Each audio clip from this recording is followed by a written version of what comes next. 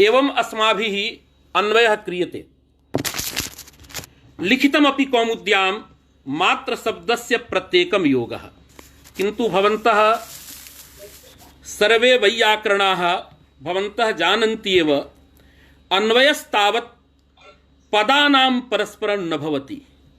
अन्वयस्तु अर्थस्य अर्थेन साकं भवति। यथा राज्ञः पुरुषः इत्यत्र एकं पदं राज्ञः इति पदं, द्वितीयं पदं पुरुषः इति पदम्, अनयोः पदयोः परस्परं स्वस्वामिभावसम्बन्धः नास्ति, अपितु राज्ञः इति पदेन उपस्थापितः अथवा न्यायदृष्ट्या उक्तं चेत् तदा राजन् इति पदेन राजन् इति प्रातिपदिकेन उपस्थापितः यः राजपदार्थः तस्य राजपदार्थस्य पुरुषपदेन उपस्थापिते पुरुषपदार्थे स्वस्वामिभावसम्बन्धेन अन्वयो भवति, न तु पदयोः परस्परं स्वस्वामिभावः। एकं पदम् एकस्य पदस्य स्वामी, अपरञ्च पदम् अपरस्य पदस्य सेवकः इति नास्ति। अतः अन्ते इदं कथनीयं पदयोः परस्परम् अन्वयः न, अपितु पदार्थयोः परस्परम् अन्वयः। अत्र तु लिख्यते मात्र शब्दस्य प्रत्येकम् अन्वयः। अत्र मात्र शब्दस्य अन्वयः नास्ति, अपितु मात्र शब्दार्थस्य अन्वयः। तदात्र यदुत्तरं सर्वैः ज्ञायते शब्दार्थयोस्तादात्म्यम्। वस्तुतः अत्र अन्वयः पदार्थयोः अस्ति, किन्तु यः यः व्यवहारः अर्थे भवति स व्यवहारः पदेपि भवति। अतः अर्थानाम् अन्वयेपि पदयोः परस्परम् अन्वयः इति व्यवहारः भाक्तव्यवहारः उच्यते। वैयाकरणे सर्वत्र उदाहरणमपि भवद्भिः ज्ञायते। रामेति द्व्यक्षरं नाम मानभङ्गः पिनाकिनः ओमिति एकाक्षरं ब्रह्म इत्यादीनि बहूनि उदाहरणानि अस्माभिः प्राप्यन्ते। तर्हि इदानीं मात्र शब्दस्य इति कथं लिखितम्? अत्र एके महान्तः वैयाकरणाः काश्याम् आसन्, प्रातस्मरणीयाः रामप्रसाद त्रिपाठिचरणाः। तैः इत्थम् अस्य वर्णनं कृतं। मात्र शब्दस्य इत्यत्र मात्रं शब्दः इति मात्र शब्दः कर्मधारयो मास्तु, अत्र बहुव्रीहि अंगीक्रियताम्। मात्रं शब्दः यस्य सः मात्र शब्दः अर्थात मात्र शब्दार्थः। अत्र यथा पीतम अंबरम यस्य, अत्र षष्ठ्यर्थः स्वस्वामी भावः वा अन्यः कश्चन संबंधः। चित्रा गावः अस्य, चित्रगुः इत्यत्र षष्ठ्यर्थे समासः, षष्ठ्यर्थः स्वस्वामी भावः। तथैव मात्रं शब्दः यस्य इत्यत्र षष्ठ्यर्थः वाच्यवाचक भावः। एवंच मात्र शब्दस्य मात्राभिन्न शब्द संबंधिनः अर्थस्य प्रत्येकम् अन्वयः इति लभ्यते। अतः मात्र शब्दस्य इति कथनेन न हि शब्दस्य शब्देन साकं संबन्धः इति उच्यते, अपितु बहुव्रीहि द्वारा मात्र पदार्थस्य द्वन्द्व घटकीभूतैः यैः पदैः ये ये अर्थाः उपस्थापिताः तैः अर्थैः साकं मात्र पदार्थस्य अन्वयः प्रतिपाद्यते भट्टोजी दीक्षितेन। एवं वर्णनं तैः तस्मिन् काले कृतमासीत्, युक्तमपि प्रतिभाति। अथवा मात्र शब्दस्य इत्यत्र कर्मधारयः यदि क्रियते, मात्रं शब्दः मात्र शब्दः तस्य अर्थात मात्र शब्दस्य प्रत्येकम् अन्वयः। यद्यपि अत्र मात्र शब्दस्य इत्यत्र बहुव्रीहिम् अंगीकृत्य मात्र पदार्थस्य प्रत्येकम् अन्वयः वर्णयितुं शक्यते, किन्तु न्याये सूर्यमाण इति पदम् आगतं। यथा द्वन्द्वान्ते द्वन्द्वमध्ये द्वन्द्वान्ते च सूर्यमाणं पदम्, अतः सूर्यमाणं पदम् इति उच्यमाने तु न्याये तत्र पदस्यैव ग्रहणं अर्थस्य श्रवणं नास्ति अपितु शब्दस्यैव श्रवणम्। अतः यदि अत्र मात्र शब्दस्य इत्यत्र कर्मधारयः तदा तु शब्दार्थयोस्तादात्म्यम् अंगीकृत्य अर्थस्य अन्वयेपि शब्दस्यापि अन्वयः इति व्यवहारं कृत्वा मात्र शब्दस्य प्रत्येकं योगः इति वक्तुं शक्यते। अत्र लक्ष्मी टीकाकाराः सभापतिशर्मोपाध्यायाः अन्ये च बहवः टीकाकाराः वदन्ति एतावत् न्यायस्वरूपं मास्तु, केवलं द्वन्द्वान्ते स्तूयमाणं पदं प्रत्येकम् अभिसंबध्यते एतावदेव पर्याप्तम्। अत्र अंतशब्दः समीपवाची, सामीप्यञ्च द्वेधा दृश्यते, पूर्वकृतं परकृतं च सामीप्यम्। अतः द्वन्द्वस्य समीपे यत् पदम् अर्थात पूर्वत्वे सति सामीप्यं यत्र वर्तते अथवा द्वन्द्वस्य द्वन्द्वापेक्षया परत्वे सति सामीप्यं यत्र वर्तते तस्य पदस्य प्रत्येकम् अन्वयः एवं न्यायस्वरूपम्। उदाहरणं यथा प्रातिपदिकार्थ लिंग परिमाण वचन मात्रे प्रथमा, अत्र द्वन्द्वः प्रातिपदिकार्थ लिंग परिमाण वचन पर्यन्तं तत्समीपे सूर्यमाणं पदं मात्रेति पदं तस्य पदस्य द्वन्द्व घटकैः प्रत्येकं पदैः साकम् अन्वयः। एवमेव आस्तुल्यास्य प्रयत्नमित्यत्र आस्य प्रयत्न इति द्वन्द्वः तत्समीपे सूर्यमाणं पदं तुल्येति पदं तस्य प्रत्येकम् अन्वयः। एवञ्च न्यायः द्वन्द्वान्ते सूर्यमाणं पदं प्रत्येकम् अभिसंबध्यते एतावदेव अस्तु इति सर्वे टीकाकाराः वदन्ति। यद्यपि तुल्यास्य प्रयत्नं सवर्णं प्रातिपदिकार्थ लिंग परिमाण वचन मात्रे प्रथमा आद्यन्तौ टकितौ अधिसिंहस्थासां कर्म इत्यादिषु स्थलेषु दोषाः न भवन्ति, किंतु हाँ तो तुल्यस्य प्रयत्नं सवर्ण में तुल्यौ तुल्यं च तुल्यश्च तुल्यौ इति एकशेषः प्रदर्शनीयो वा न वा? तत् क्रियतां, तेन क्षतिर् नास्ति, पदं तु तुल्यमेव अस्ति तावदेव। तत्र किं जातम् इत्यस्य अभिप्रायः नास्ति। इदानीं तत्र द्वन्द्वः आस्य प्रयत्न इति तत्समीपे सूर्यमाणं पदं तुल्य इति पदं, तुल्य पदे एक शेषः अस्ति वा एक शेषः नास्ति, उभयथापि पक्षः, वस्तुतः तत्र एक शेषः नास्ति इत्येव उच्यते।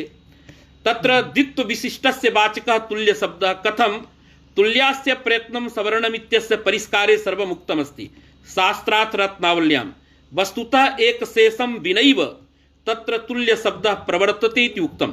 स विषयः तत्र द्रष्टव्यः, किन्तु द्वन्द्व समीपे तुल्य इति पदमस्ति तस्य प्रत्येकम् अन्वयः। किन्तु अस्मिन् काले अस्मिन् पक्षे मध्यस्य का गतिः? यदि भवता उच्यते द्वन्द्वान्ते स्तूयमाणं पदं प्रत्येकम् अभिसंबध्यते सामीप्यञ्च पूर्वकृतं परकृतं तर्हि मध्यस्य का गतिः? तस्य कृते तु कश्चन पन्थाः नैव प्रदर्शितः तैः टीकाकृतिभिः। अतः हाँ महोदयः यदा द्वन्द्वः कृतः आस्यञ्च प्रयत्नश्च अस्य प्रयत्नो इति विशिष्टेन तुल्यशब्दः अन्वयति चेत् पर्याप्तं, प्रत्येकम् अन्वयो नापेक्षते। नहीं, अन्वय पश्चात् तु प्रत्येकम् अन्वयः क्रियते एव। द्वन्द्व समासः विशिष्टे अन्वितश्चेत् अवयवार्थे एकदेशे नान्वीति इति नास्ति। नहीं, अन्ते सर्वो विषयः प्रतिपादितः आद्यन्तौ टकितौ इत्यत्र किमस्ति? पूर्वं तु समुदायस्य समुदाय अन्वयः, पश्चात् प्रत्येकान्वयः कथं भवति अयं विषयः अन्यः। इदानीं तत्र अन्वयः कथम् अस्ति इति अग्रे विचारयामः, किन्तु प्रत्येकान्वयः भवति। अन्यथा किं भवेत्? तत्र प्रातिपदिकार्थ लिंग परिमाण वचन समूहे प्रथमा एवमस्ति। किम् अर्थस्तु भवता प्रतिपादनीयः प्रातिपदिकार्थ मात्रे प्रथमा लिंग मात्रे प्रथमा, सब विषयः अन्यः विचार्यते। इदानीं तु भवद्भिः प्रश्नः अन्ते कर्तव्यः, यदा अर्धहोरा भवति तदा मध्ये व्यवधानं भवति। अतः मध्यस्य किम् उदाहरणम् इति चेत् तदा उदाहरणं नास्ति। यतो हि द्वन्द्वान्ते स्तूयमाणं प्रत्येकम अभिसंबध्यते एतावदेव इदानीं न्यायस्वरूपम्। मया चिन्तितं यद्यपि टीकायां क्वचित् किमपि न लिखितं, तत्र अन्तः शब्दस्याङ्की विधिरत्वेषु उपसर्गत्वं वाच्यम्, अत्र मध्यस्य कृते यत्नः नैव कार्यः, तत्र समासः एवं क्रियताम्। अंच कि विधिश्च णत्वञ्च इति अंकी विधिरत्वानि तेषु अंकी विधिरत्वेषु तत्र कर्तव्ये इति पदस्य अध्याहारः, एवञ्च अंगीकर्तव्ये कि विधौ कर्तव्ये णत्वे च कर्तव्ये अन्तः शब्दस्य उपसर्गत्वं वाच्यम्। एतावता एव तत्र अर्थसंगतिः। विधि शब्दस्य प्रत्येकम् अन्वयस्य आवश्यकता नास्ति इति मम भाति। भवद्भिरपि अत्र किञ्चित् विचारणीयं, यतो हि टीकाकृतिभिः तत्र किमपि नोक्तं। प्रायेण यावत्यः टीका अस्माभिः अवलोकिता, तत्र द्वन्द्वान्ते सूर्यमाणं पदम् इति यदा न्यासः, तस्मिन् न्यासे मध्यस्य का गतिः इति चिन्ता तैः नैव कृता। किञ्च अन्योपि तत्र क्लेशः, विधिशब्दः कथं मध्ये निक्षेपणीयः इयमपि चिन्ता भवति। अतः तत्र एवमेव अन्वयः क्रियताम्, अंगीकर्तव्ये कि विधौ कर्तव्ये णत्वे च कर्तव्ये अन्तः शब्दस्य उपसर्गत्वं वाच्यम्। एवं प्रकारेण अन्वयः क्रियते चेत् तदा मध्यस्य कृते आवश्यकता नास्ति। किन्तु अत्र द्राविडगुरुचरणाः गीतायां किञ्चित् पद्यं वदन्ति, तत्पद्यविषये श्वः चर्चां कुर्मः। मध्ये किञ्चित् पदम् आगच्छति, अमुं न्यायं विना तस्य पदस्य कथं संगतिः इति श्वः विचारयामः। इदानीं तर्हि न्यायस्वरूपं जातं द्वन्द्वान्ते सूर्यमाणं पदं प्रत्येकम् अभिसंबध्यते, प्रकृते संघटते। कुतः? प्रातिपदिकार्थ लिंग परिमाण वचन एतावत्पर्यन्तं द्वन्द्वः। तदपेक्षया परत्वे सति सामीप्यं मात्र इति पदे वर्तते। अतः मात्रे इति पदस्य द्वन्द्वघटकैः प्रत्येकं पदैः साकम् अन्वयः जायते। अतः प्रातिपदिकार्थमात्रे लिंगमात्रे परिमाणमात्रे वचनमात्रे च प्रथमा इति सूत्रार्थः फलति। पुनः अत्र एकः अन्योपि विषयः, केवलं ज्ञानं तु भवतामस्ति, सर्वेषामस्ति, चिन्ता नास्ति। अत्र पश्यन्तु किमस्ति, मात्र शब्दस्य प्रत्येकम् अन्वयः, अर्थात् मात्र पदार्थस्य प्रत्येकम् अन्वयः। वस्तु स्थितिरेवं नास्ति।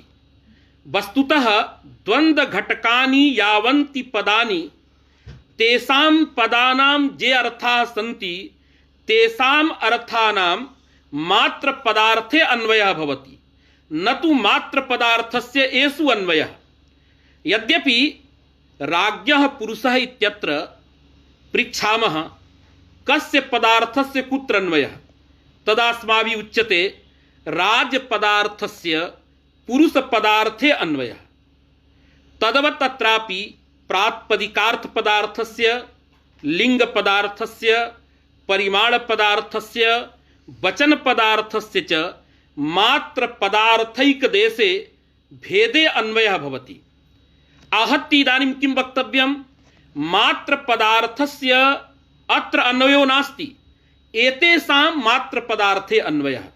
यथा राज्ञः पुरुषः इत्यत्र राजपदार्थस्य पुरुषपदार्थे यदा अन्वयः विवक्षितः, तदा राज्ञः पुरुषः इति प्रयोगः। पुरुषपदार्थस्य राजपदार्थे अन्वयः विवक्षितः, तदा पुरुषस्य राजा इति प्रयोगः। अतः किन्तु एतत् सत्यं, राजपदार्थस्य पुरुषपदार्थे अन्वयः जातश्चेत् तर्हि पुरुषपदार्थस्यापि राजपदार्थेन साकम् अन्वयः अस्त्येव। अतः पुरुषस्य राजपदार्थे अन्वयः इति व्यवहाररूपेण व्यवहारे वक्तुं शक्यते। तथैव प्रकृते वस्तुतः अत्र किं भवति? प्रातिपदिकार्थस्य मात्रपदार्थे अन्वयः, लिंगपदार्थस्य मात्रपदार्थे अन्वयः, परिमाणपदार्थस्य मात्रपदार्थे अन्वयः, वचनपदार्थस्य मात्रपदार्थे अन्वयः, न तु मात्रपदार्थस्य एषु अन्वयः। किन्तु यदि एतेषां तत्र अन्वयः, अतः मात्रपदार्थस्यापि एषु अन्वयः अस्त्येव इति व्यवहाररूपेण वक्तुं शक्यते। परिष्कारकाले कस्य कुत्र केन प्रकारेण अन्वयः सर्वं सुस्पष्टं भविष्यति। परिष्कारः अपि मध्ये मध्ये यदा मूलग्रन्थः समाप्यते तदा परिष्कारोऽपि अस्माभिः पाठ्यते। एवञ्च इदम् आयातं मात्रशब्दस्य प्रत्येकम् अन्वयः। किन्तु अत्र एका जिज्ञासा भवति, परिभाषेन्दुशेखरे यावन्त्यपि परिभाषा वचनानि अस्माभिः दृश्यन्ते तत्र किञ्चित् प्रमाणं भवति, तत्र किञ्चित् ज्ञापकं भवति, काचित् युक्तिर्भवति, अथवा एवं भूताः अपि परिभाषाः सन्ति याः वाचनिक्याः परिभाषाः कथ्यन्ते। यद्यपि भूतिकाराः वदन्ति कापि तादृशी परिभाषा नास्ति यत्र ज्ञापक न्यायौ न स्तः। वाचनिकीति व्यवहारस्तु भाष्यकृता तस्यां परिभाषायां किञ्चित् ज्ञापकं कश्चन न्यायः नैव प्रदर्शितः इति कृत्वा वाचनिकी इति उच्यते। वस्तुतः सर्वासु परिभाषासु किञ्चित् ज्ञापकमस्ति, कश्चन न्यायः अस्ति।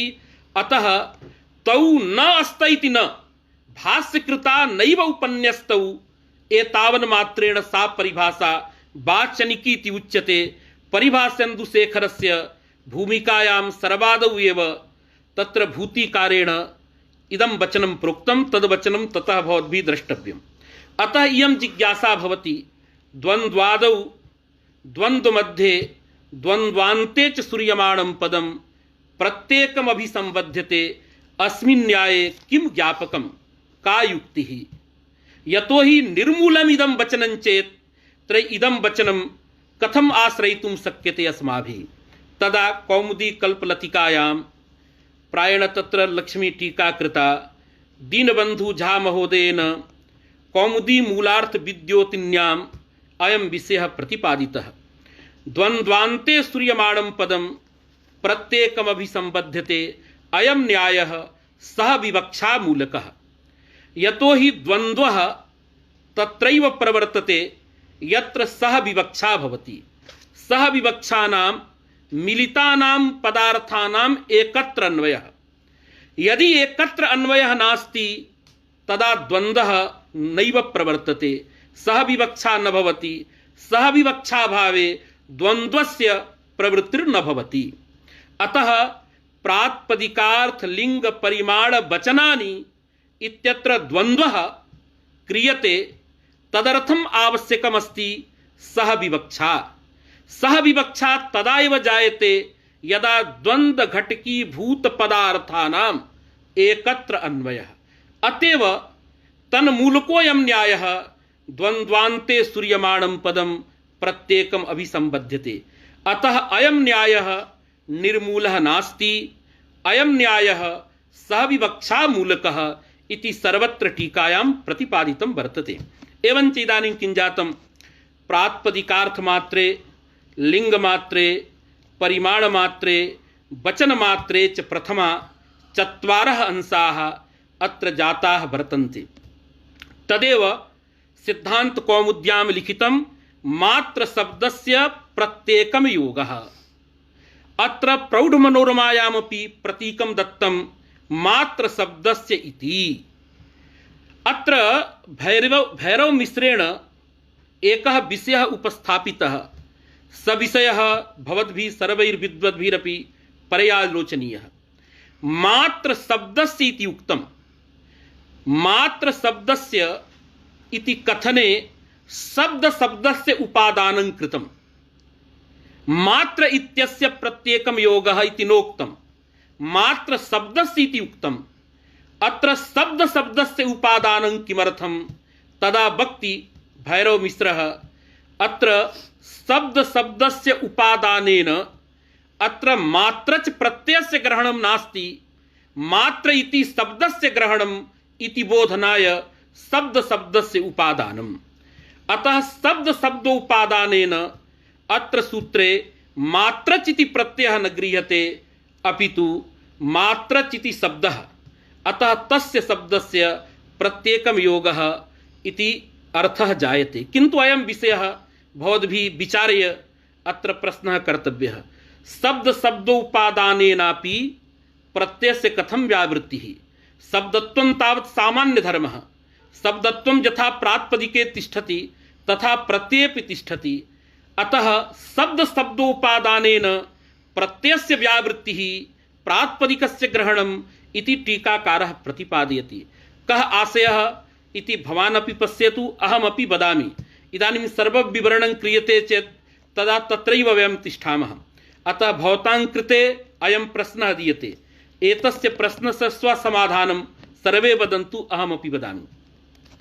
अतः अत्र मात्र शब्दस्य प्रत्येकं योगः एवं विवरणं यातम्। अत्र प्रातिपदिकार्थमात्रे लिङ्गमात्रे परिमाणमात्रे वचनमात्रे च प्रथमा एवं चत्वारः अंशाः अपि निर्मिताः, किन्तु यस्य मात्र शब्दस्य प्रत्येकं योगः प्रत्येकम् इति पुनः पुनः उच्यते, न तु प्रत्येकैः। प्रत्येकैः इति क्लिष्टकल्पनया भवति, तत्र प्रत्येकम् इति अव्ययीभावः, अतएव प्रत्येकं पदैः उच्यते। प्रायेण विद्वद्भिः अस्माभिरपि यदा कदा प्रत्येकस्य भवितुमर्हति, किन्तु तत्र क्लिष्टकल्पना। अतः प्रत्येकं पदैः यस्य मात्रपदस्य अस्माभिः अन्वयः कृतः तस्य अत्र कः अर्थः। यद्यपि परिष्कारकृता तस्य सम्यग् अर्थस्य विवरणं कृतमस्ति, किन्तु सामान्य छात्राणां कृते अत्र अर्थवर्णनं क्रियते। मात्र शब्दस्य अत्र अवधारणम् अर्थः कोशवचनमपि प्रमाणत्वेन अत्र भट्टोजिदीक्षितः स्थापयति। तस्य च अवधारणम् अर्थः तस्य नाम प्रातिपदिकार्थ लिंग परिमाण वचन मात्रे इति समास घटकीभूतस्य मात्रपदस्य अवधारणम् अर्थः। यतो हि एव पदस्य स्थाने अयं मात्र शब्दः आगतः। एव शब्दस्य अवधारणम् अर्थः मंजूषादौ प्रतिपादितम्। अवधारणस्य त्रैविध्यमपि प्रतिपादितम्। अवधारणं त्रिविधम्: अन्योग व्यवच्छेदः, अयोग व्यवच्छेदः, अत्यन्तायोग व्यवच्छेदः। त्रिषु अवधारणेषु अत्र अवधारणम् अन्योग व्यवच्छेदः इति अग्रे अस्माभिः प्रतिपादनं क्रियते। अतः अत्र मात्र शब्दस्य अवधारणम् अर्थः। अवधारणं नाम निश्चयः, अर्थात प्रातिपदिकार्थ मात्रे प्रथमा। प्रातिपदिकार्थ मात्रं यद् भवति, प्रातिपदिकार्थ मात्रस्य यदा बोध विवक्षा तदा प्रथमा। प्रातिपदिकार्थातिरिक्तः कश्चनपि अर्थः यदि बोधे प्रविशति तत्र प्रथमा विभक्तिर्न भवति। अतः अवधारणम् अत्र निश्चय विशेषः। अवधारणं निश्चयः। कुतः मात्र शब्दस्य अवधारणम् अर्थः कथं क्रियते? तदा कोशः अत्र प्रदीयते। कोशवचनमस्ति मात्रं कार्सन्ने अवधारणे इत्यमरः। अर्थात मात्र शब्दः कार्सन्ने अर्थे अवधारणे च अर्थे वर्तते इति कोशः वक्ति। द्वयस्यापि उदाहरणम् अत्र दत्तमस्ति। मात्रं नाम अवधारणं, यथा प्रातिपदिकार्थ लिंग परिमाण वचन मात्रे। अत्र मात्र शब्दस्य अवधारणम् अर्थः। क्वचित् मात्र पदस्य कार्त्सन्यं साकल्यम् अर्थः भवति। सकलं सर्वं, यथा घटमात्रं रूपवत्, घटमात्रं रूपवद् इति प्रयोगः। अस्य विवरणं यदा वृद्धा कुर्वन्ति घटमात्रं रूपवत्, घटमात्रम् इत्यत्र मात्रपदम् आगतम्। अत्र मात्रपदस्य अवधारणम् अर्थः नास्ति। अत्र मात्रपदस्य सर्वम् इत्यर्थः, कार्त्सन्यम् इत्यर्थः, साकल्यम् इत्यर्थः। यतो हि अस्य विवरणं सर्वे घटाः रूपवन्तः। अत्र कार्त्सन्ये अर्थे मात्र शब्दः वर्तते, किन्तु प्रातिपदिकार्थ लिंग परिमाण वचन मात्रे इति सूत्रे यत् मात्रपदमस्ति तस्य मात्रपदस्य अवधारणम् अर्थः अवधारणस्य विवरणम् अन्ययोग व्यवच्छेदः इति टीका कृतं वर्तते। तत्तु तत्रैव पाठ्यते। इदानीं पाठ्यते चेत् बहूनां कृते कष्टं भवति। अतः सामान्य भाषया मात्र शब्दस्य अवधारणम् अवधारणानां निश्चयः अर्थात् तस्य अयम् अभिप्रायः प्रातिपदिकार्थ मात्रस्य यत्र बोधः तत्रैव प्रथमा। प्रातिपदिकार्थातिरिक्तः कश्चन अर्थः यदि बोधे विषयः भवति तदा प्रथमा न भवति। अतः एवञ्च मात्र शब्दस्य प्रत्येकं योगः प्रकृते मात्र शब्दस्य अवधारणमर्थः क्वचित् मात्र शब्दस्य कार्त्स्यमर्थः यथा घट मात्रं रूपवत्। कुतः तस्य विवरणं वृद्धा कुर्वन्ति सर्वे घटाः रूपवन्तः इति। अतः इदानीं सूत्रे चत्वारः अंशाः संवृत्ताः। के अंशाः? प्रातिपदिकार्थ मात्रे प्रथमा, लिंग मात्रे प्रथमा, परिमाण मात्रे प्रथमा, वचन मात्रे च प्रथमा। चतुर्णाम अंशानां सम्यग् अर्थ विवरणं पूर्वं क्रियते। एकैकम् अंशम् आदाय पुनश्च एकैकस्य अंशस्य कानि कानि उदाहरणानि दीक्षित मते भवन्ति एतत् सर्वं प्रतिपाद्य हरिदीक्षित दिशा एतेषाम् अंशानाम् अनन्तरम् अर्थ विवरणम् अस्माभिः क्रियते। अतः सर्वादौ इदानीं वयं कौमुदीं ग्रन्थं पश्यामः। ये छात्रा अत्र कौमुदीं ग्रन्थं पठितुम् उपविष्टाः तेषां कृते इदानीम् अवसरः। तत्र प्रातिपदिकार्थ मात्रे प्रथमा इति प्रथमः अंशः। अस्य अंशस्य तात्पर्यम् उक्त्वा उदाहरणानि उच्यन्ते।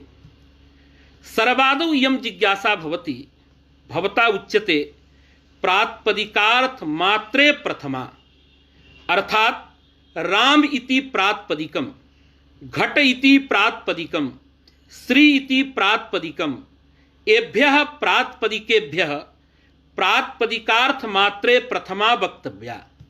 किंतु यावत् पर्यन्तं कस्तावत् प्रातिपदिकार्थः प्रातिपदिकार्थ स्वरूप विज्ञानं नास्ति, प्रातिपदिकार्थस्य स्वरूपं किम् इत्येव ज्ञानं नास्ति, तदा प्रातिपदिकार्थ मात्रे प्रथमा अस्माभिः कर्तुं न शक्यते।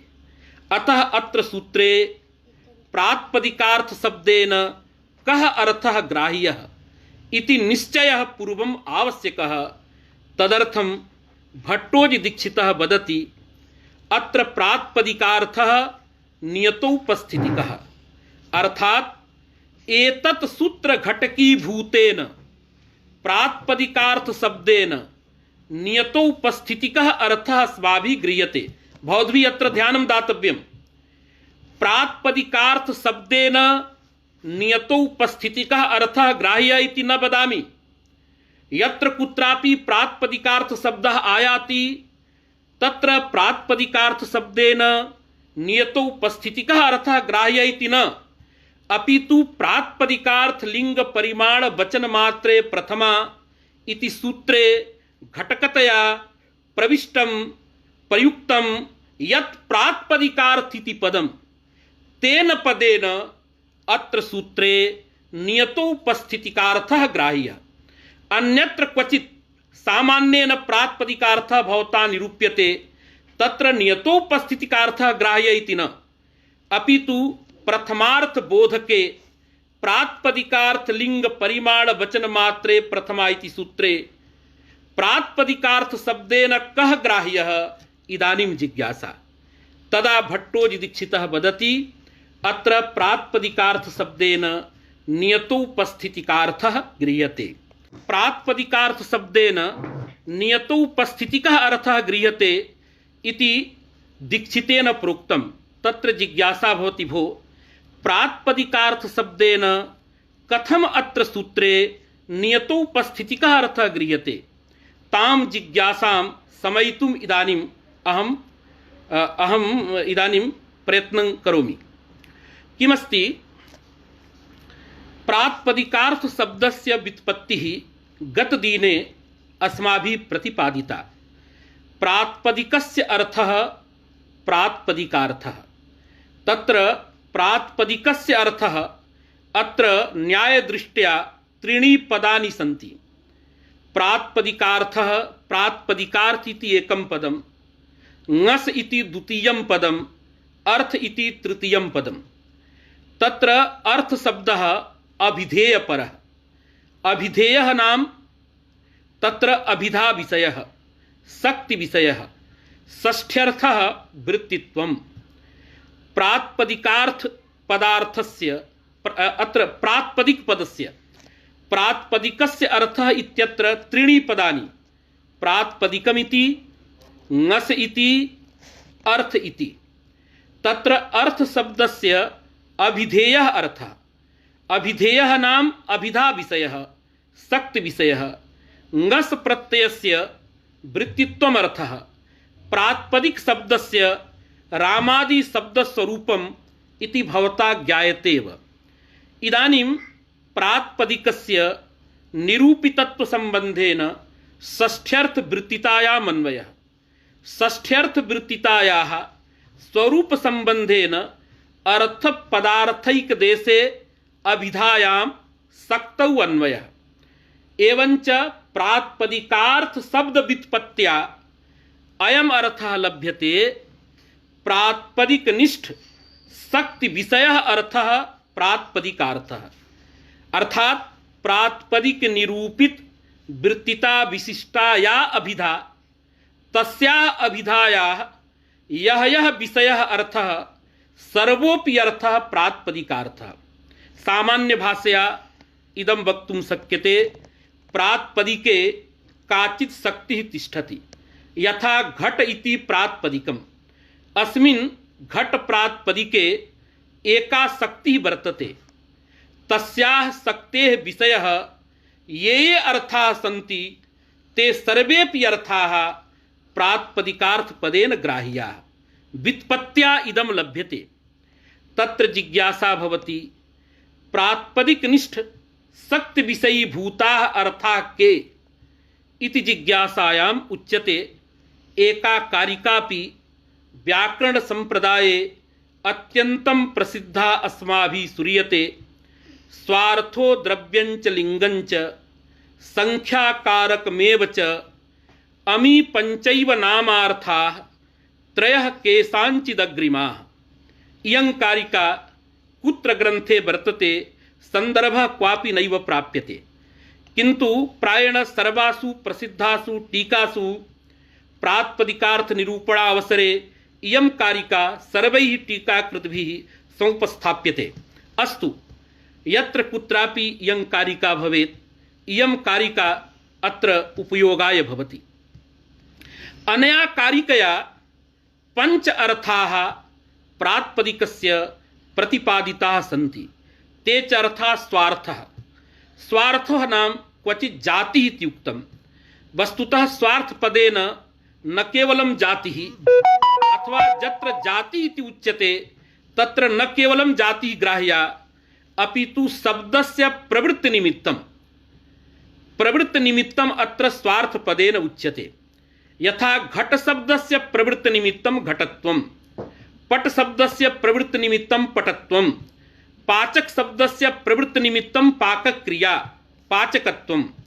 अतः स्वार्थपदेन न केवलं जातिः विवक्षिता, अपितु स्वार्थपदेन प्रवृत्तिनिमित्तं ग्राह्यं।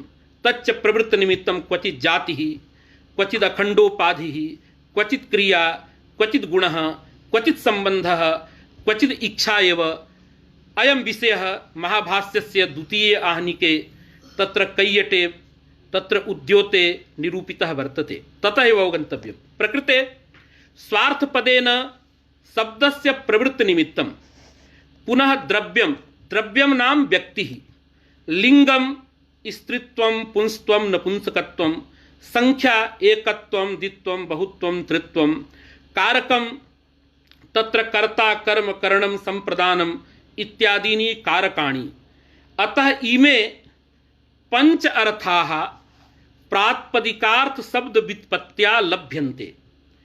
अन्वय व्यतिरेकाभ्यामपि प्रातिपदिकानां पंचसु शक्तिः अस्माभिः ज्ञायते।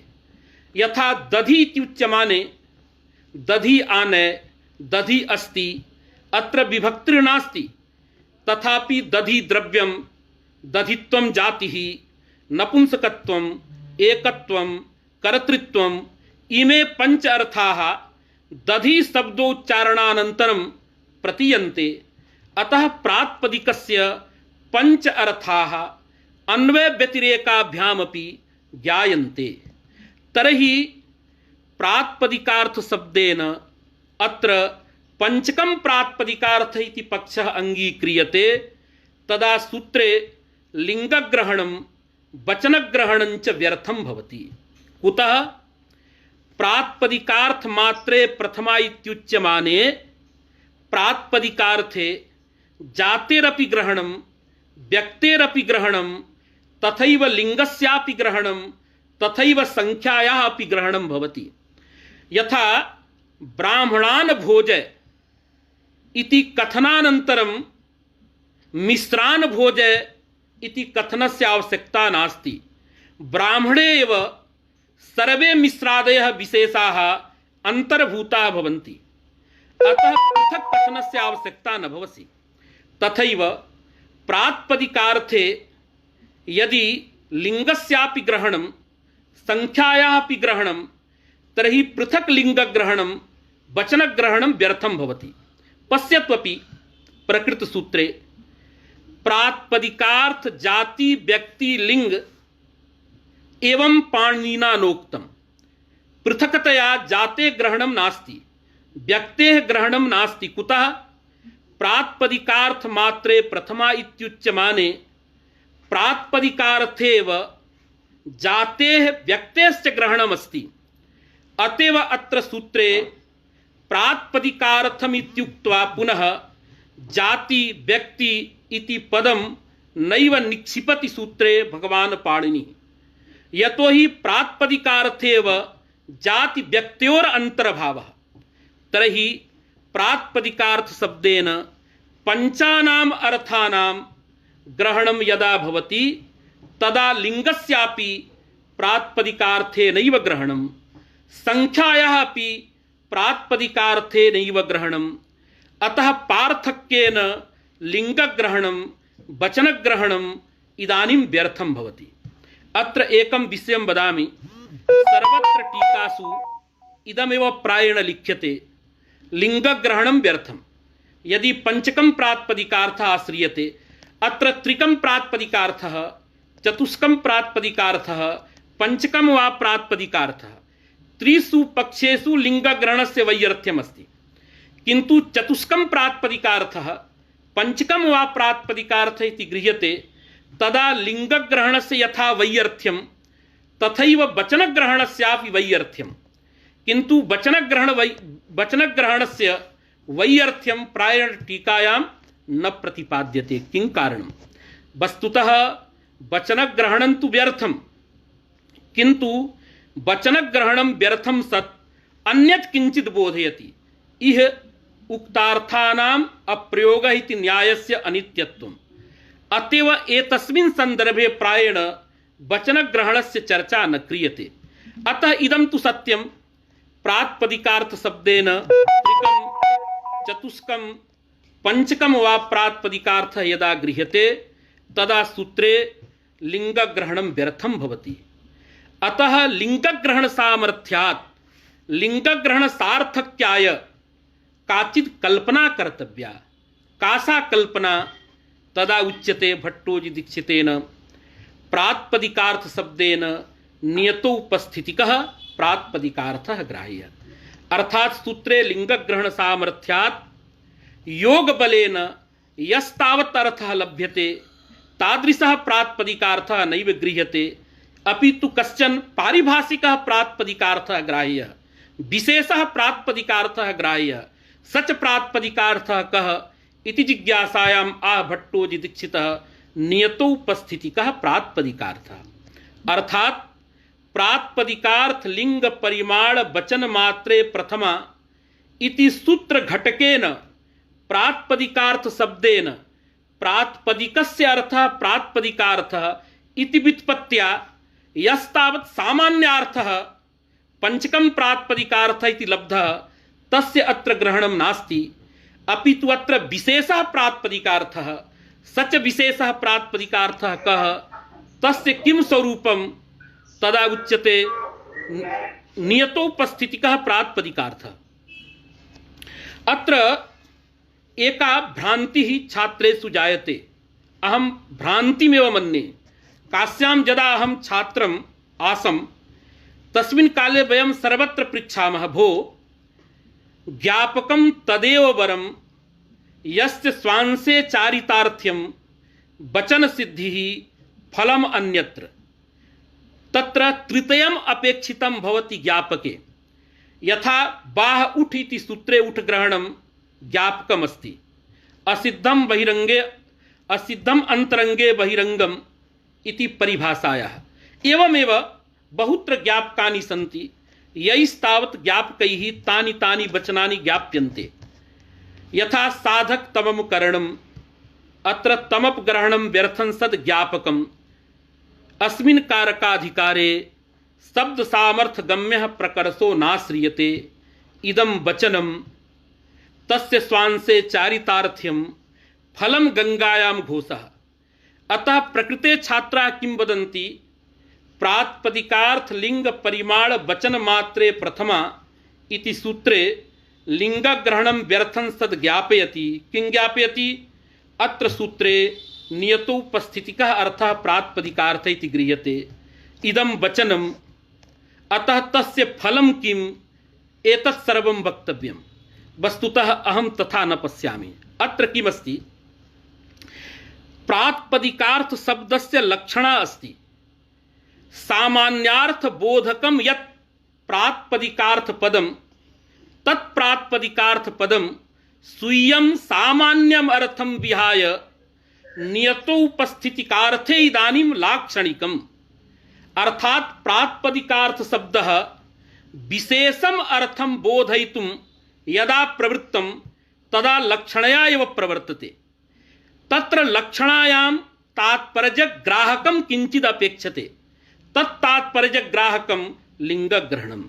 अर्थात भगवान पाणिनिः अत्र सूत्रे प्रातिपदिकार्थ शब्देन सामान्यं प्रातिपदिकार्थं नैव इच्छति, अपितु प्रातिपदिकार्थ शब्दस्य कुत्र तात्पर्यं नियतोपस्थितिकार्थे। तत्र तात्पर्यग्राहकं किं, सूत्रस्थं लिंगग्रहणम् इति अहं विभावयामि। अतः तादृशमत्र वचनम् अन्यत्र फलम् इत्यादिकं नैव अन्वेष्टव्यम्। अत्र प्रातिपदिकार्थ शब्देन नियतोपस्थितिकः अर्थः गृह्यते। तत्र तात्पर्ये प्रमाणं लिंगग्रहणम्। अस्तु, भवतापि इदं व्याख्यानं श्रोतव्यं, तत्र मन्तव्यं। यदि कश्चन विशेषः अस्ति स विशेषः अत्र अवश्यं भवतापि स विशेषः उपस्थापनीयः। भवतां समेषां कृते प्रायेण कश्चन अवसरः अस्माभिः दीयते। एवञ्च किं जातं, सूत्रे लिंगग्रहणसामर्थ्यात् अत्र प्रातिपदिकार्थ शब्देन नियतोपस्थितिकः अर्थः गृहीतः। तर्हि किं जातम् इदानीं, लिंगग्रहणस्य सार्थक्यं। पूर्वम् अत्र पुनः पुनः अहं वदामि, अस्य सूत्रस्य व्युत्पत्तिदृष्ट्या महान् लाभः। छात्राणां कृते कश्चन क्लेशोऽपि जायते, किन्तु अहम् अत्र प्रयते भवतां कृते तथा क्लेशो न भवेत्। इदानीं प्रातिपदिकार्थमात्रे प्रथमा इत्यत्र प्रातिपदिकार्थ शब्देन नियतोपस्थितिकः अर्थः गृहीतः। तदा एतस्य कानि कानि उदाहरणानि, तदा भट्टोजीदीक्षितः वदति, भाषायां जे अलिंगाः शब्दाः सन्ति अथवा जे नियतलिंगकाः शब्दाः सन्ति ते सर्वेपि शब्दाः प्रातिपदिकार्थ मात्रे प्रथमा इत्यस्य उदाहरणानि भवितुम् अर्हन्ति। ये च शब्दाः अनियतलिंगकाः ते शब्दाः प्रातिपदिकार्थ मात्रे प्रथमा इत्यस्य उदाहरणानि न भवन्ति, अपि तु लिङ्गमात्रे प्रथमा इत्यस्य उदाहरणानि भवन्ति। यथा उदाहरणानि अपि तत्र दत्तानि।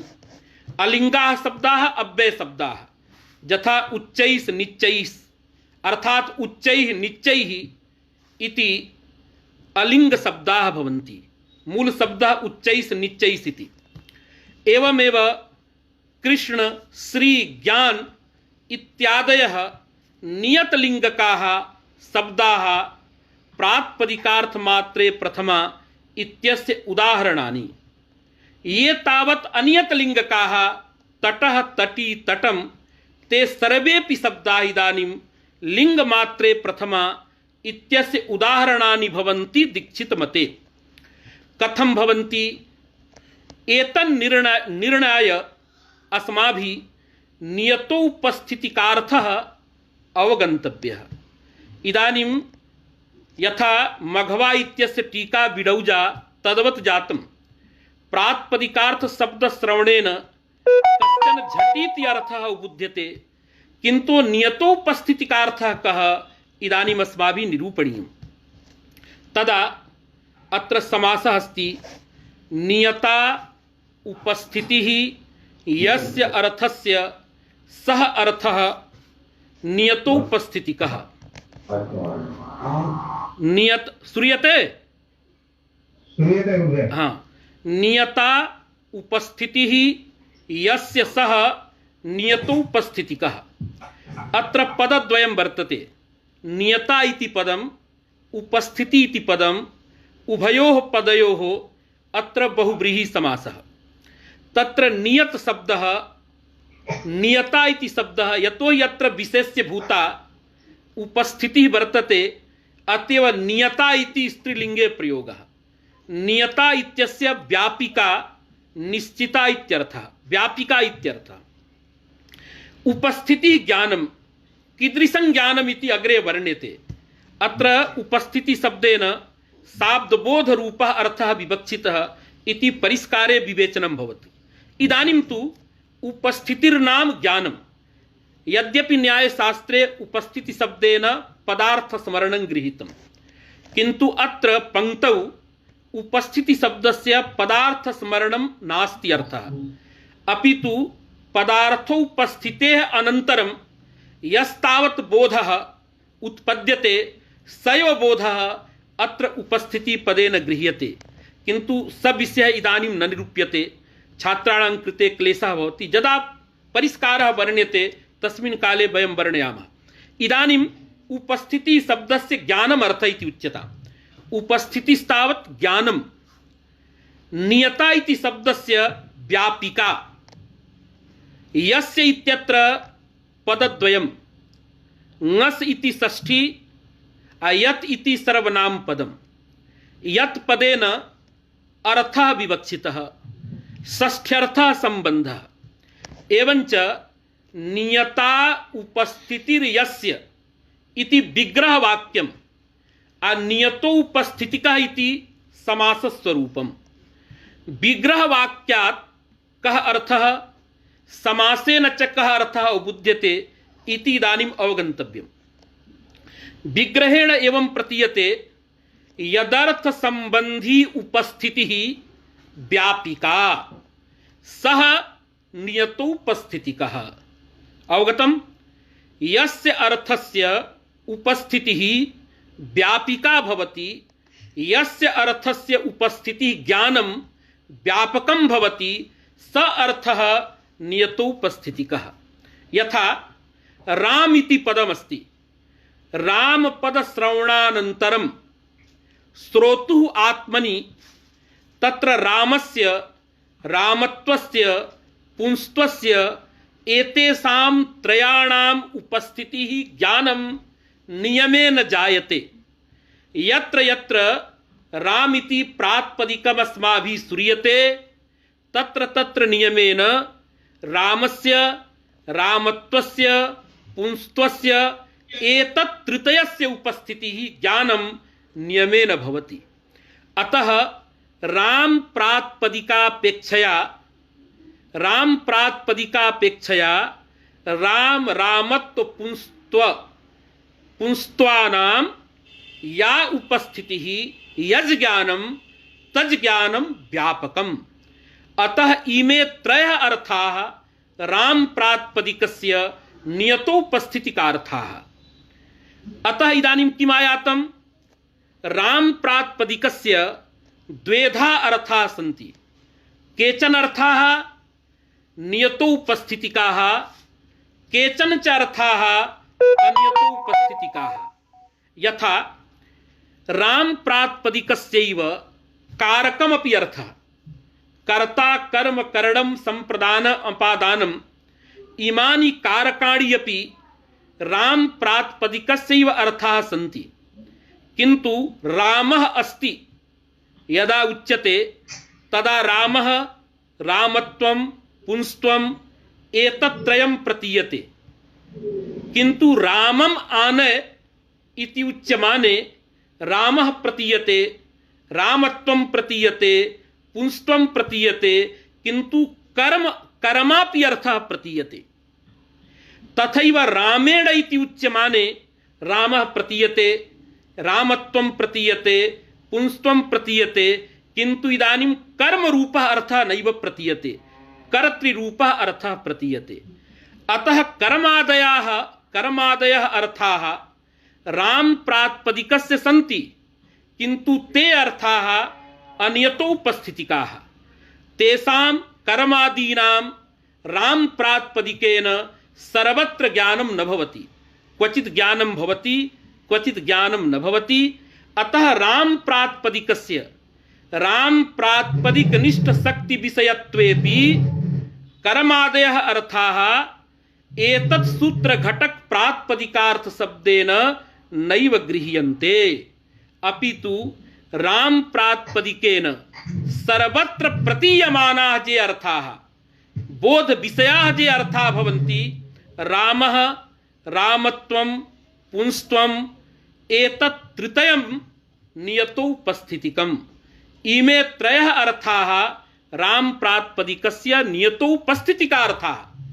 अतः तावन् मात्रस्य बोधः अपेक्षते, तावन् मात्रस्य बोधः इष्यते, तदा प्रथमा भवति। रामः इति उच्यमाने यदा राम प्रातिपदिकात् प्रथमा विभक्ति भवति, सुविभक्ति भवति, तर्हि रामः इति उच्यमाने कर्तुः प्रतीति, कर्मणः प्रतीति, करणस्य वा प्रतीतिर्नास्ति।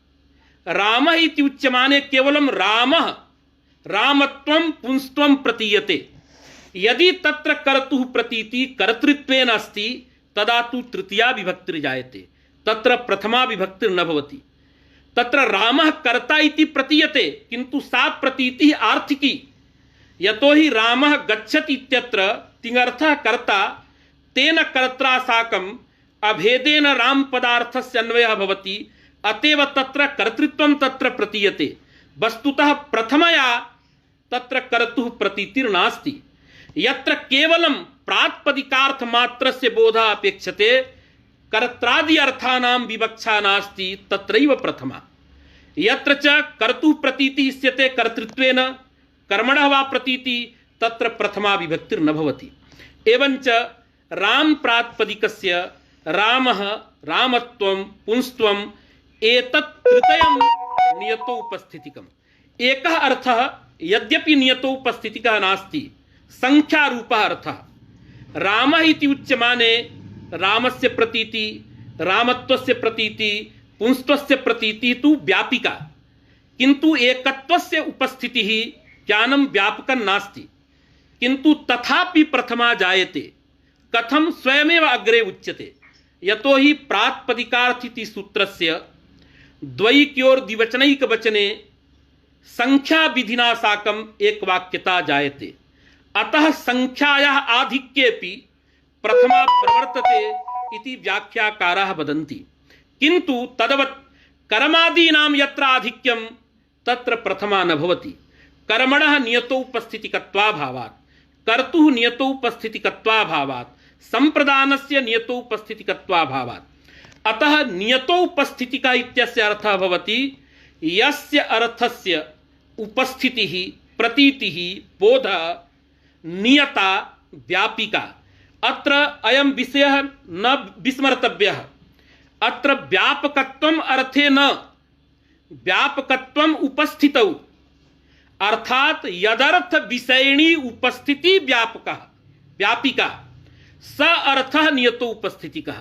अतः व्यापकत्वम् उपस्थितौ अनियतो उपस्थितिकार्थत्वम् अर्थे, अर्थात यस्य अर्थस्य संबंधिनी उपस्थितिः ज्ञानं व्यापकं भवति स अर्थः नियतो उपस्थितिकार्थः इति विग्रहवाक्येन बोधः।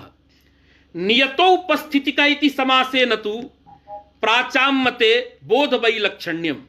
अत्र विशेष विशेषण भावः विपरीतः भवति।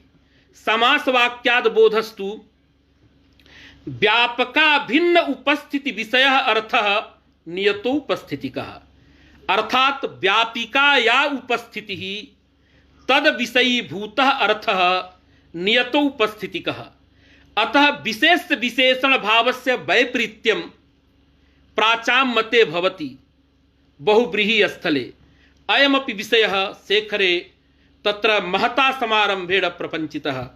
तत्र वृत्तिविग्रहयोः यद्यपि समानार्थकत्वं किन्तु विशेष विशेषण भाव व्यत्यासेनापि वृत्तिर्भवति इति प्राचाम्यतं।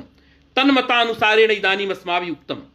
यतोहि नियता उपस्थिति यस्य इति विग्रहवाक्यात् अयं बोधः भवति यदर्थ संबंधिनी उपस्थिति व्यापिका।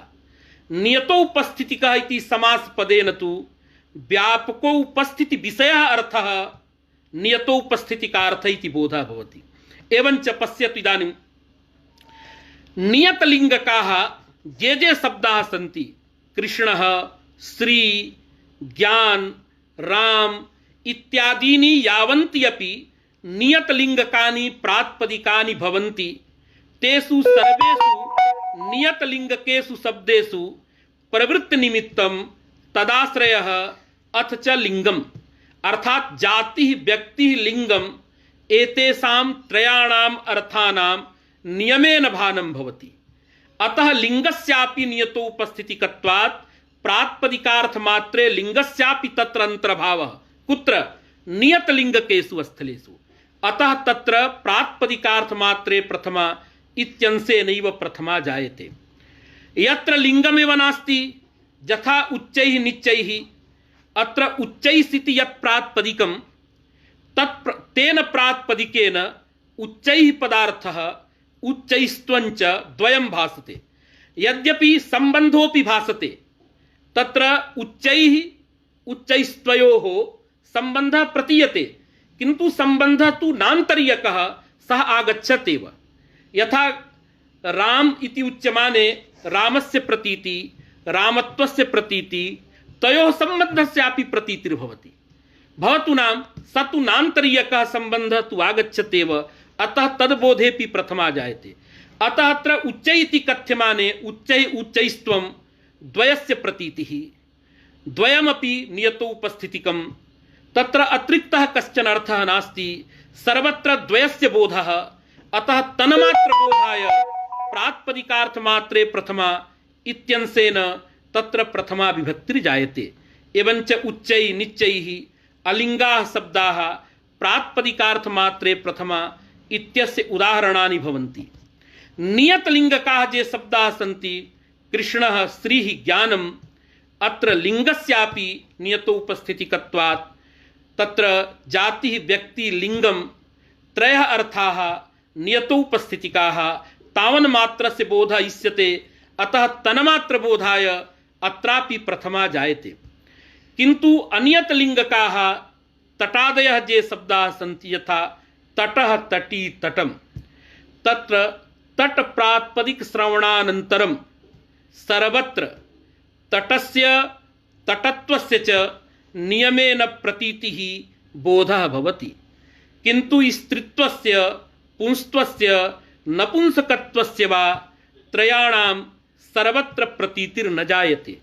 यदा विसर्गस्य संविभ्यारः तदा तट प्रातिपदिकेन तट तटत्वं प्रतीयते, सहैव पुंस्त्वं प्रतीयते, स्त्रीत्वस्य प्रतीतिर्नास्ति, नपुंसकत्वस्य वा प्रतीतिर्नास्ति,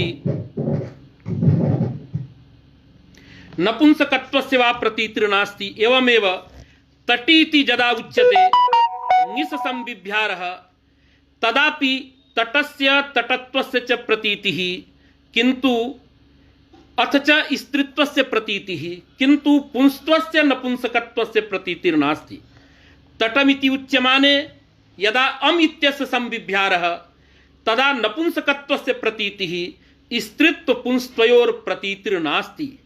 अतः अत्र तटप्रातिपदिकेन किमपि लिंगम नियमेन न प्रतीयते, अतः लिंगम न नियतो उपस्थितिकम्। अतः लिंगाधिक्ये प्रथमा विधानाय सूत्रे लिंगग्रहणं सार्थकम्। यतोहि तटः तटत्वम् एतद्द्वयं नियतो उपस्थितिकम्। अतः द्वौ तटप्रातिपदिकस्य प्रातिपदिकार्थौ भवतः, किन्तु सूत्रे मात्रग्रहणं कृतं। प्रातिपदिकार्थ मात्रेव प्रथमा, प्रातिपदिकार्थ मात्रे प्रथमा।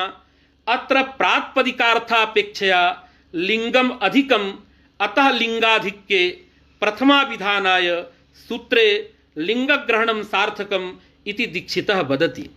एवञ्च आहत्य किं जातम्, ये शब्दाः अलिंगाः अव्यय शब्दाः अथवा नियतलिंगकाः ये शब्दाः सन्ति, कृष्णः श्री ज्ञान एवं भूताः ये शब्दाः सन्ति, तेभ्यः सर्वेभ्यः शब्देभ्यः प्रातिपदिकार्थमात्रे प्रथमा इत्यंशेन प्रातिपदिकार्थे प्रथमा भवति। ये च शब्दाः तत्र अनियतलिंगकाः सन्ति, यथा तटः तटी तटं, तत्र लिंगम नियतो उपस्थितिकं नास्ति। अतः लिंगाधिक्यं तत्र वर्तते, यतोहि लिंगमात्रे विद्यमानं किंचित् प्रातिपदिकं न भवति। लिंगमात्रे वर्तमानं प्रातिपदिकं स्त्री पुं नपुंसक, नपुंसक प्रातिपदिकानि, तत्र तु प्रातिपदिकार्थमात्रे इत्यंशेन प्रथमा। अतः लिंगमात्रे अन्यत् किंचित् प्रातिपदिकं विद्यमानं नास्ति, प्रातिपदिकार्थः सर्वत्र भवत्येव।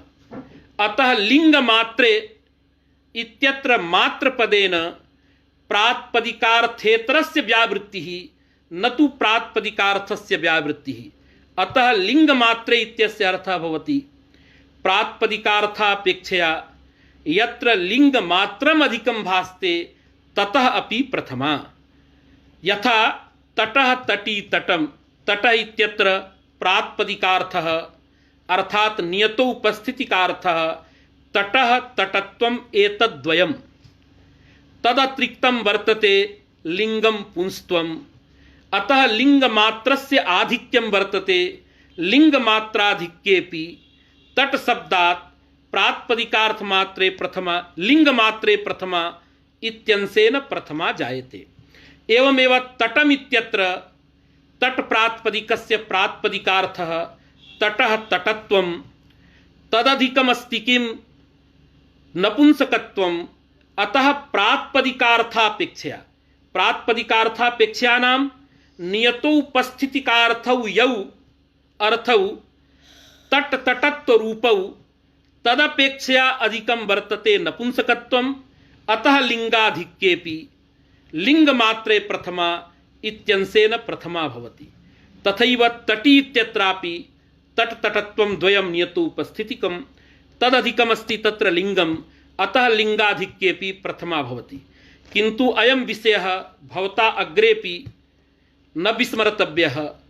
नियतलिंगकेषु अनियतलिंगकेषु वा तत्र प्रातिपदिकार्थमात्रे प्रथमा भवतु, लिंगमात्राधिक्ये वा प्रथमा भवतु, सर्वत्र प्रथमा स्वार्थे अर्थात प्रातिपदिकार्थेव दीक्षितमते। परिमाणस्य अन्या कथा, सा कथा तत्रैव उच्यते।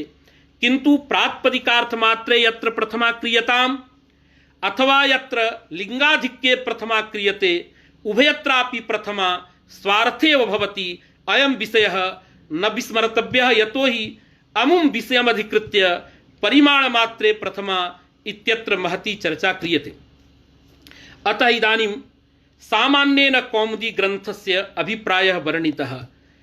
अग्रे टीकायां व्यापकत्वं किं, व्याप्यत्वं किं, कथं भवति, एतत् सर्वं तु परिष्कारग्रन्थे निरूप्यते। इदानीम् अग्रे किञ्चित् चलामः। अत्र यथा दीक्षितः वदति मनोरमायाम्, इदानीं पङ्क्तिं पश्यन्तु। प्रात्पदिकार्थादीनि एव तन्मात्रम् इत्येवकारेण अस्वपद विग्रहः। यथा मया पूर्वम् उक्तं, प्रात्पदिकार्थस्य लिङ्गञ्च परिमाणञ्च वचनञ्चेति प्रात्पदिकार्थलिङ्गपरिमाणवचनानि प्रात्पदिकार्थलिङ्गपरिमाणवचनानि एव इति प्रात्पदिकार्थलिङ्गपरिमाणवचनमात्रम्। अत्र अस्वपद विग्रहः नित्यसमासस्य अस्वपद विग्रहः। समासः कथं केन प्रकारेण गतदिने अस्माभिः सर्वं निरूपणं कृतं, किन्तु अत्र यथा ग्रन्थः अस्ति तथा अवधानं न कर्तव्यं। वस्तुतः अत्र पश्यतु, दीक्षितः किं लिखति, प्रात्पदिकार्थादीनि एव इति तन्मात्रम्। एवं भवति किम्? वस्तुतः तत्र अर्थः अवगन्तव्यः। यथा विवरणस्वरूपमेव नास्ति। विग्रहस्तु प्रात्पदिकार्थलिङ्गपरिमाणवचनानि एव इति प्रात्पदिकार्थलिङ्गपरिमाणवचनमात्रम्। अत्र वदति प्रात्पदिकार्थादीनि एव इति तन्मात्रम्। अत्र तन्मात्रम् इति कथं भवति? एवं यदि शब्दतः विग्रहः अङ्गीक्रियते तदा तु प्रात्पदिकार्थादिमात्रम् इति समासस्वरूपं स्यात्, किन्तु अत्र अभिप्रायः ग्राह्यः। तत्पदेन, यथा तन्मात्रम् इत्यत्र तत्पदमस्ति, तत्पदेन प्रात्पदिकार्थलिङ्गपरिमाणवचन एतावत् पर्यन्तं ग्राह्यम्। प्रात्पदिकार्थादीनि इत्यत्र आदिपदेन सर्वं योज्यं। किं? प्रात्पदिकार्थलिङ्गपरिमाणवचनानि एव। तेन वस्तुतः एवं प्रकारेण विग्रहः न भवति, किन्तु तावान् विग्रहः क्रियते चेत् तत्र कालः गच्छति। अतएव शास्त्रकाराः लघुभूतं पन्थानम् अनुसरन्ति। वस्तुतः प्रात्पदिकार्थादीनि अत्र आदिपदेन अन्यानि पदानि तत्र ग्राह्यानि। एवमेव तन्मात्रम् इत्यत्र तत्पदेन प्रात्पदिकार्थलिङ्गपरिमाणवचनपर्यन्तं ग्राह्यम्। एवञ्च वस्तुतः विग्रहवाक्यं भवति प्रात्पदिकार्थलिङ्गपरिमाणवचनानि एव इति विग्रहवाक्यं। समासस्वरूपं तु सूत्रे अस्त्येव प्रात्पदिकार्थलिङ्गपरिमाणवचनमात्रम् इति। एवञ्च अस्वपद विग्रहः कथमत्र समासः? गतदिने मया प्रोक्तं, मयूरवंशकादित्वात् समासः। प्रात्पदिकार्थलिङ्गपरिमाणवचनानि एव अत्र लौकिक विग्रहवाक्यम्। अलौकिक विग्रहवाक्यं तु प्रात्पदिकार्थलिङ्गपरिमाणवचनजस् मात्रसु। अत्र मयूरवंशकादयश्च इत्यनेन अत्र समासः भवति। वस्तुतः अयं समासः तत्पुरुषसमासः। तत्रैव सूत्रे एकं वचनमपि कल्प्यते। किं? मात्रान्तरयोः नित्यसमासः क्लीबत्वञ्च। अतः अत्र मात्रपदेन नित्यसमासः, अथ च नपुंसकता क्लीबता अपि भवति। अतएव प्रात्पदिकार्थलिङ्गपरिमाणवचनमात्रम् इति प्रयोगः। इदानीं यथा मया पूर्वमुक्तं, प्रात्पदिकार्थमात्रे प्रथमा इत्यंशस्य नियतलिङ्गकाः शब्दाः उदाहरणानि भवन्ति इति दीक्षितेन प्रतिज्ञां कृत्वा उदाहरणानि दत्तानि। कानि च तानि उदाहरणानि? कृष्णः, श्रीः, ज्ञानम् एतावन्ति उदाहरणानि तत्र दत्तानि सन्ति। उदाहरणे आक्षेपः स्वयमेव शङ्कां विधाय भट्टोजि दीक्षितः तम ग्रन्थं स्वस्पष्टयति यत् श्रोतॄणां शङ्का न भवेत्। शङ्कायाः अपाकरणं स्वयमेव दीक्षितेन क्रियते। अत्र मूले उक्तं नियतलिङ्गकाः शब्दाः प्रात्पदिकार्थमात्रे प्रथमा इत्यस्य उदाहरणानि। आदौ एव किम् उदाहरणं दत्तं? कृष्णः इति। कृष्ण प्रात्पदिकं तु नियतलिङ्गकं नास्ति। कृष्ण इति प्रात्पदिकम् अनियतलिङ्गकं भवति। यतोहि अत्र महान् विचारः अस्ति। भवतां कृते अहम् उपस्थितः, प्रायेण वैयाकरणाः वयं च अत्र पाठयामः, किन्तु कोशग्रन्थं न पश्यामः। कोशस्तावत् अवश्य अत्र द्रष्टव्यः। अत्यंतम रुचिकरः अत्र कोशग्रन्थः। अत्र कृष्णशब्दः यथा अत्र मूले लिखितं तत्पूर्वं प्रतिपादयामि। भट्टोजी दीक्षितः वदति कृष्णशब्दः द्वेधा वर्तते, नियतलिङ्गकः अनियतलिङ्गकश्च। यदा कृष्णशब्दः नीलरूपवती अर्थे भवति द्रव्ये तदा अयं कृष्णशब्दः अनियतलिङ्गकः, तदा अयं कृष्णशब्दः प्रातिपदिकार्थमात्रे प्रथमा इत्यस्य उदाहरणं नास्ति, तदा तु लिङ्गमात्रे प्रथमा इत्यस्य उदाहरणम्। अतएव कृष्णा शाटिका, कृष्णं फलं, कृष्णः पुरुषः यदा नीलवर्णवती द्रव्ये कृष्ण शब्दस्य वृत्तिः, अर्थात जब रंग को कहता है, रंग वाले को कृष्ण शब्द कहता है। कृष्णः तत्र संस्कृत भाषायाम् उच्यते नीलः। लोक भाषा में नील का अर्थ काला अर्थ नहीं होता है, किंतु संस्कृते यदा नील शब्दः प्रयुज्यते तदा नीलस्य अर्थः भवति कृष्णः काला। यथा आगच्छति नीलो घटः, नीलो घटः इत्यस्य ब्लू इत्यर्थः नास्ति। यदा अपरिपक्वावस्थायां घटः तिष्ठति तदा घटः कृष्णः भवति। पाकानन्तरं घटः रक्तः घटः जायते। अतः कृष्ण शब्दस्य यदा नीलरूपवती द्रव्ये प्रयोगः तदा कृष्ण शब्दः अनियतलिङ्गः, अयं कृष्ण शब्दः तदा प्रातिपदिकार्थमात्रे प्रथमा इत्यस्य उदाहरणं नास्ति। किन्तु यदा कृष्ण शब्दः भगवती वासुदेवे श्रीकृष्णे प्रयुज्यते तदा तु तत्र नियमेन पुल्लिङ्गः भवति, तत्र पुंस्त्वमेव प्रतीयते, तेन शब्देन अन्यत् किञ्चित् लिङ्गं नैव प्रतीयते। अतः भगवती वासुदेवे कृष्ण शब्दस्य नियतलिङ्गकत्वात् अयं कृष्ण शब्दः भवति प्रातिपदिकार्थमात्रे प्रथमा इत्यस्य उदाहरणम्। अर्थात् किमायातं, यदा कृष्ण शब्दः कृष्ण वर्ण विशिष्टं द्रव्यं ब्रूते तदा अनियत लिंगम कृष्ण प्रातिपदिकम् अस्ति, तदा लिंगमात्रे प्रथमा इत्यंशेन तत्र प्रथमया भाव्यम्। यदा तु वासुदेवे भगवती अयं कृष्ण शब्दः नियतलिङ्गकः तदा तु अस्मात् कृष्ण शब्दात् किं भवति, प्रातिपदिकार्थे प्रथमा। अतएव अत्र लिखति, किं लिखति पश्यतु, यद्यपि नीलरूपवत् परो अयम् अनियतलिङ्गः तथापि वासुदेवे भगवती नियतलिङ्गेवेति भावः।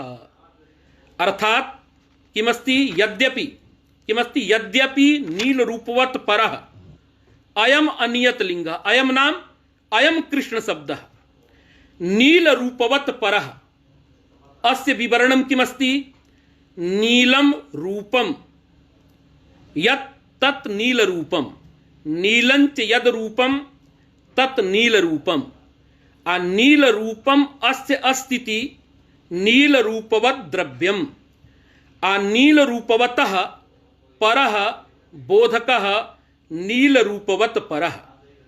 अर्थात नीलरूपवतः द्रव्यस्य परः बोधकः यदा कृष्ण शब्दः तदा अनियतलिङ्गः अस्ति। यद्यपि तथापि वासुदेवे भगवती अर्थात वसुदेवस्य अपत्ये भगवती कृष्णे यदा कृष्ण शब्दः प्रयुज्यते तदा तु अयं कृष्ण शब्दः नियतलिङ्गकः एव। अतः नियतलिङ्गकत्वात् अत्र प्रातिपदिकार्थमात्रे प्रथमा इत्यस्य उदाहरणं भवति। अर्थात यह कृष्ण शब्दः उदाहरणत्वेन अस्माभिः दत्तः स शब्दः नीलरूपवतः द्रव्यस्य बोधकः नास्ति, अपितु भगवतः वासुदेवस्य बोधकः कृष्ण शब्दः, स च कृष्ण शब्दः नियतलिङ्गकः। अतः तत्र लिङ्गमपि प्रातिपदिकार्थः, लिङ्गमपि नियतोपस्थितिकम्। अतः लिङ्गस्यापि नियतोपस्थितिकत्वात् तत्र प्रातिपदिकार्थमात्रे प्रथमा इत्यंशेन तत्र प्रथमा भवितुमर्हति। अत्र किंचित कोशं पश्यामः। किमर्थं कोशं पश्यामः? अस्माकं मनसि काचित् जिज्ञासा संजाता। पश्यतु, ग्रन्थः भवद्भिः अवगतः। अत्र कृष्ण शब्दः भगवती वासुदेवे नियतलिंगः, अतः उदाहरणं यदा द्रव्यपरः कृष्ण शब्दः तादृश रूप विशिष्टं द्रव्यं वदति तदा अनियतलिंगः, अतः प्रातिपदिकार्थ मात्रे प्रथमा इत्यस्य उदाहरणं न भवति। एतेषां शुक्लादि शब्दानां कृष्णादि शब्दानां चतुर्धा प्रयोगः अस्माभिः कोशबलेन दृष्टः। किमर्थम् अहं वदामि? अत्र कश्चन क्लेशः अस्ति। भवता यद्यपि नीलरूपवत् परः अयं कृष्ण शब्दः इत्यस्य विवरणं कथं क्रियते अस्माभिः? नीलञ्च यद् रूपं तत् नीलरूपम् इति कर्मधारयः। पुनः नीलरूपम् अस्ति अस्मिन् इत्यत्र मतु प्रत्ययः। नीलरूपवत् द्रव्यम् नीलरूपवतः परः बोधकः इति नीलरूपवत् परः। एवं अत्र समासः। अयं तु निश्चितः, यदा भगवती कृष्णे कृष्ण शब्दः तदा नियतलिंगः। यदा द्रव्यं ब्रूते तदा द्रव्यं यल्लिंग विशिष्टं तल्लिंग विशिष्टमेव अर्थं ब्रुवाणः नीलादि शब्दः तथा तथा भवति। यथा कृष्णा शाटिका, कृष्णं फलं, कृष्णः पुरुषः।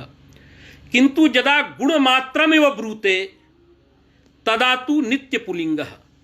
यथा कोशे एकं वचनमस्ति, गुणे शुक्लादयः पुंसि गुणीलिंगास्तु तदवति। अत्र कृष्ण शब्दस्य बहुधा प्रयोगः इदानीं प्राप्तः। एकत्र भगवती वासुदेवे प्रयोगः, सप्रयोगः दृष्टः भवद्भिः, नित्यपुलिंगः। यदा द्रव्ये प्रयोगः तदा सर्वाणि लिंगानि भवन्ति। यदा तस्य कुत्र प्रयोगः? तत्र गुणमात्रे प्रयोगः, तदा नियतलिंगकत्वं पुंसीव प्रयोगः। किंतु प्रकृते किं भवति? पश्यतु इदानीं नीलञ्च यद् रूपम्। उदाहरणानि सर्वाणि एकदा अहं वदामि। यथा पूज्यः कृष्णः अर्थात भगवान्। द्रव्ये कथं प्रयोगः? कृष्णा शाटिका, कृष्णं फलं। गुणे कथं प्रयोगः? यत्र नित्यपुलिंगता, घटस्य शुक्लः। अतः अत्र नित्यपुंस्त्वं गुणमात्रं ब्रूते शुक्ल शब्दः नील शब्दः। किंतु नीलञ्च यद् रूपं कृष्णञ्च यद् रूपम् अत्र किं लिंगं भवेत्? यतोहि नीलञ्च यद् रूपम् इति कर्मधारये समासे तत्र नील शब्दः गुणमात्रं ब्रूते, गुणीनं द्रव्यं नैव ब्रूते। तर्हि कथमत्र यदि गुणमात्रं ब्रूते तर्हि अत्रापि पुंस्त्वेन भाव्यं, कथं नपुंसकत्वम् इति उच्यते। यतोहि नीलञ्च यद् रूपम् अर्थात रूपं नाम गुणं ब्रूते कः? अत्र नील शब्दः। यदि अत्र नीलमिति नपुंसकत्वेन उच्यते तदा तु कोशात् विरोधः भवति। कोशः भवति गुणे शुक्लादयः पुंसि, अत्र तु नपुंसकत्वं दृश्यते अस्माभिः। तदा तत्रैव रामाश्रमी टीकायां लिखितं, तत्र गुणे शुक्लादयः पुंसि इत्यस्य अभिप्रायः अस्ति, यदा विशेष्यत्वेन प्रयोगः तदा नित्यपुलिंगता। यथा पटस्य शुक्लः, घटस्य नीलः, तत्र नीलः गुणः, तत्र क्वचित् विशेषणं नास्ति। तदा अत्र पुंस्त्वं यदा गुणमात्रवाचकमपि शुक्लादिपदं विशेषणपरतया प्रयुज्यते तदा तु तत्र लिंगं तथा तथा भवति। अतः शुक्लो वर्णः शुक्लं रूपम् इति दृश्यते। यथा न्याय सिद्धांत मुक्तावल्यां शुक्लो वर्णः इति उच्यते। अत्र किम् उच्यते अस्माभिः? नीलञ्च यद् रूपम्। तर्हि गुणे शुक्लादयः पुंसि इत्यस्य तु अयम् अर्थः, यदा विशेष्य परतया गुणमात्रं बोधयन्ति शुक्लादिपदानि तदा तु पुलिंगानि भवन्ति। यदा विशेषण परतया एतेषां प्रयोगः तदा एतेषामपि लिंगं भिन्नं भिन्नं भवति। अयं विषयः तत्रैव अमरकोशे टीकायां रामाश्रमी टीकायां तत्र उक्तं। तत्र सामान्य नपुंसकम् इत्यनेन तत्रैव बाधः अस्य भवति यत्र विशेष्य परतया शुक्लादि शब्दानां प्रयोगः। अतएव यदि गुणमात्र परमपि शुक्लादि पदं विशेषण परतया प्रयुज्यते, विशेषणत्वेन प्रयुज्यते, तदा तु विशेष्यं यथा अस्ति तथा तस्य लिंगम्। अतएव शुक्लो वर्णः शुक्लं रूपम् एवं प्रकारेण तत्र प्रयोगः जायते। अतः यदस्माभिः विवरणं कृतं नीलञ्च यद् रूपं तत् नीलरूपम्, नीलरूपम् अस्ति अस्मिन् इति नीलरूपवत् द्रव्यम्, नीलरूपवतः द्रव्यस्य परः बोधकः इति नीलरूपवत् परः। अर्थात् नीलरूप विशिष्टस्य द्रव्यस्य यदा बोधकः कृष्णशब्दः तदा अयं शब्दः अन्यतलिङ्गः, तदा प्रातिपदिकार्थमात्रे इत्यस्य उदाहरणं भवितुं नार्हति। किन्तु यदा अयमेव शब्दः भगवती वासुदेवे प्रयुज्यते तदा तु नियमेन पुल्लिङ्गः, अतः अत्र लिङ्गं नियतोपस्थितिकं, नियतोपस्थितिकत्वात् लिङ्गमपि प्रातिपदिकार्थः, अतः कृष्णप्रातिपदिकात् प्रातिपदिकार्थमात्रे इत्यंशेन प्रथमायां जातायां कृष्णः इति उदाहरणं प्रातिपदिकार्थमात्रस्य भवत्येव। पुनरपि श्रीः इति उदाहरणं दत्तं, तस्मिन् उदाहरणे सन्देहः नास्ति। श्रीशब्दः नित्यमेव स्त्रीत्वं ब्रूते, अतः तत्र स्त्रीत्वं नियतोपस्थितिकम्, अतः तत्र काचित् न शङ्का कृता मनोरमायां, नैव तत्र समाधानं दत्तं। किन्तु एकम् अन्यदपि उदाहरणम् आगतं ज्ञानमिति। ज्ञानमिति उदाहरणं कथं भवति? ज्ञानशब्दोऽपि अन्यतलिङ्गः। यथा ज्ञानम् इति नपुंसकम् अस्ति, तथैव ज्ञान कस्यचित् नाम, तदा तत्र ज्ञानः इति प्रयोगः। अथवा करणाधिकरणयोश्च इति सूत्रेण अधिकरणे करणे वा ल्यूट् प्रत्ययः क्रियते, तदा ज्ञानशब्दस्यापि पुंस्त्वं। कुतः? ज्ञायते अस्मिन् आत्मनि इति ज्ञानः आत्मा, अयमपि प्रयोगः कर्तुं शक्यते। यदा अधिकरणे ल्यूट्, अधिकरणञ्च पुंस्त्वविशिष्टम् आत्मादिपदार्थः यदि पुंस्त्वविशिष्टः भवति, तम् अर्थं मनसि कृत्य यदा ल्यूट् प्रत्ययः क्रियते तदा ज्ञान आत्मा अत्र पुंस्त्वमपि भवति। अतः ज्ञानशब्दोऽपि नियतलिङ्गकः नास्ति। ज्ञानम् इत्यत्र यदा भावे ल्यूट् प्रत्ययः तदा नपुंसकम्, यदा करणाधिकरणयोश्च इत्यनेन अधिकरणे ल्यूट् प्रत्ययः अधिकरणञ्च आत्मा, तदा ज्ञायते अस्मिन् इति ज्ञान आत्मा इत्यादयः प्रयोगाः अपि साधवः भवितुमर्हन्ति। अतः कथं ज्ञानमिति प्रातिपदिकार्थमात्रे इत्यस्य उदाहरणं दीक्षितेन दत्तं, कौमुद्यां दत्तम् इति शङ्का। तत्समाधाने इदानीं भक्तिदीक्षितः स वदति, भो अत्रापि कश्चन अभिप्रायः अस्ति।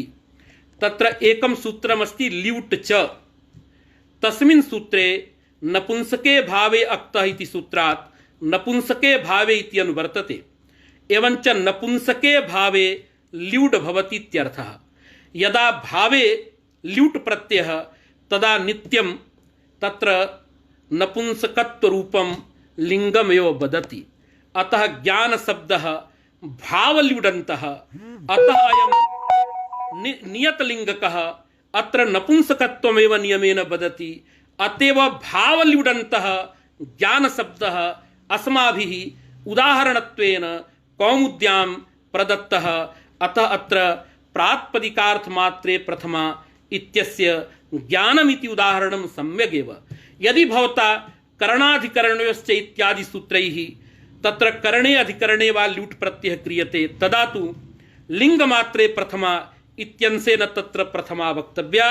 प्रकृते ग्रन्थे प्रकृते उदाहरणे अत्र ल्यूट् प्रत्ययः तत्र ल्यूट् च इति सूत्रेण विहितः, अस्मिन् च सूत्रे नपुंसके भावे इति अनुवर्तते। अतः नियमेन नपुंसक रूपे अर्थे विवक्षिते अयं ल्यूट् प्रत्ययः जायते। अतः भावल्युडन्तः अयं ज्ञानशब्दः भवति प्रातिपदिकार्थमात्रे प्रथमा इत्यंशस्य उदाहरणम्। हलो, अस्तु तर्हि विजेन्द्रमहोदयाः, समयः जातः।